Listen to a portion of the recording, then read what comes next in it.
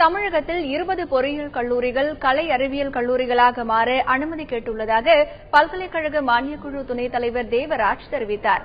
சென்னை அண்ணா பல்கலைக்கழக வளாகத்தில் நடைபெற்று வரும் சர்வதேச கல்வியாளர்கள் மாநாட்டிற்கு இடையே செய்தியாளர்களை சந்தித்த அவர் இவ்வாறு கூறியுள்ளார். எனக்கு தெரிஞ்ச ஒரு 15 to 20 கல்லூரிகள் ஆர்ட்ஸ் காலேஜா மாத்தலாமான்னு கேட்டிருக்காங்க. பட் என்ன பண்ண போறாங்க நாங்க பெர்மிஷன் கொடுக்கல. அதை பத்தி நாங்க இன்னும் டிசைட் பண்ணல. நம்ம கொடுக்கிற டிகிரிக்கு வேல்யூ இல்லாம போயிடுச்சு. எம்ப்ளாயபிலிட்டி கிடைக்கிறது இல்ல. 50,000 ஸ்டூடெண்ட் வேலை கிடைக்கலன்னா கண்டிப்பா அவங்க அந்த கோர்ஸுக்கு போக மாட்டாங்க. அந்த கோர்ஸ் போலன்னா அது ஆட்டோமேட்டிக்கா அதுக்குரிய இது குறைஞ்சு போயிடும்.